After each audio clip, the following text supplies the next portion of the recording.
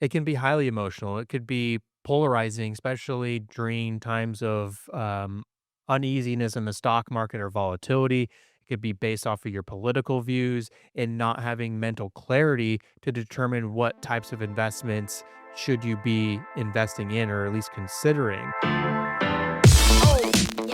Welcome to the Financial Foundations Podcast, your gateway to the fascinating realm of finance, brought to you by Base Wealth Management.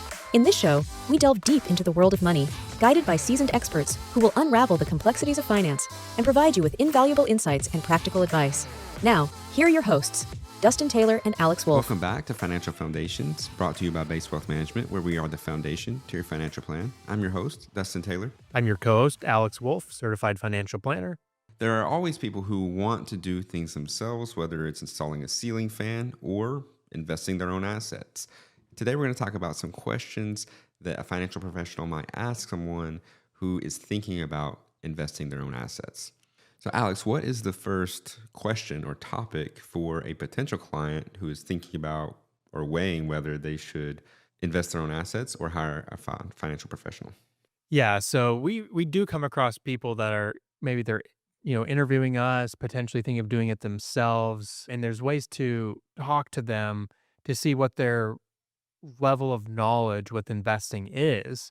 And you want to talk to them about, like, okay, well, what's your experience? How long have you been doing this yourself? What resources or research do you use? And some of it can be like trying to poke holes in it, but not because I want to get their money by any means. I want to make sure that they know that we're here to help them and show them what the benefits are to hiring us, but also make sure that they know, like, okay, maybe I haven't been doing this to my full capability, or I don't necessarily have the resources available to me to do the investing. So it's, what's their comfortability? How has their investment experience been? And what are things that they are looking for in a financial planner? We know that proper investing is a time commitment. So, what would you ask to gauge their level there? Yeah. So how many hours a day or a week do they commit to investment, planning, research? What practices do they use? And is that time consuming? Most likely it is. And do they want to continue to do that? Or are they looking for help, someone to offload that to because they are busy? Busy is relative. Are they working? Are they retirement and they enjoy doing other things? But showing them, why spending time on this or hiring a professional could benefit them from different aspects. Is it improving investment performance? Is it improving their tax efficiency or tax strategy? There's a lot of things to consider when managing your investments yourself or hiring a professional. And emotion can play a big role whenever you consider the attachment to the money that you've earned. So, what are some considerations in this topic? Yeah, it can be highly emotional. It could be polarizing, especially during times of uneasiness in the stock market or volatility. It could be based off of your political views and not having mental clarity to determine what types of investments should you be investing in or at least considering, and then researching that without confirmation bias. And we've talked about different biases that people fall trapped to that could hurt their investment performance or use, emotional or irrational thinking when making those decisions. And using a professional to take out that could definitely benefit a potential client. When it comes to financial goals, sometimes those can be quite complex or complicated. What are some questions that you might ask to gauge that? Yeah. So, one big area that I always talk to existing and potential clients about is investing to help you accomplish your goals. If your goals and your investment strategy are not aligned, that can be a big problem. If you need to save money for a short term goal versus a long term goal, you want to make sure that you're accounting for that in your investment strategy. So I always lean on the financial plan before talking about investments. Without the plan, the investments are not necessarily useless, but you might not necessarily have the best strategy in place, whether it be income, growth, stability, those types of things to consider depending upon your goals and your your overall financial picture. What do you ask to kind of gauge risk? Yeah, so we have great software that we use and a questionnaire to send them to gauge their level of risk. That's also, again, if their investments are detached from their risk, they could be making highly emotional decisions.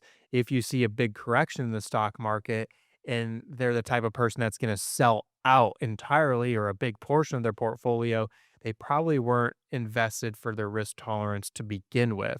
So it is important to show them what type of recommendation you have for their investments based off of their goals, their time horizon, their risk tolerance, and really align all of those so they're not going to be worried or kept up at night if they experienced volatility or a down market, that they know that they're invested appropriately for each of those things.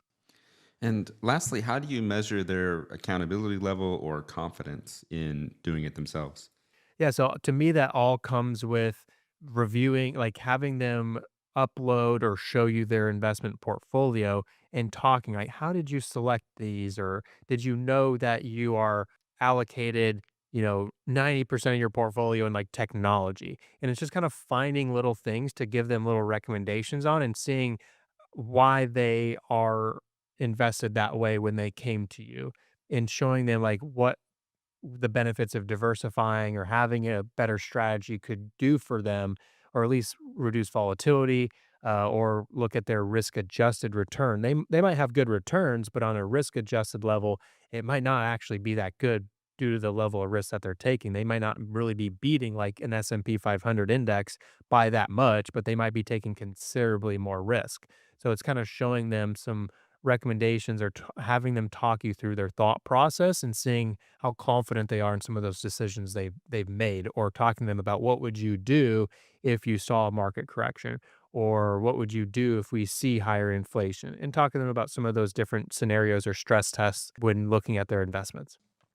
All right. So, whether you want to do it yourself or you are interested in hiring a financial professional, you can find loads of resources on basewealthmanagement.com. There are videos, articles, and previous podcast episodes.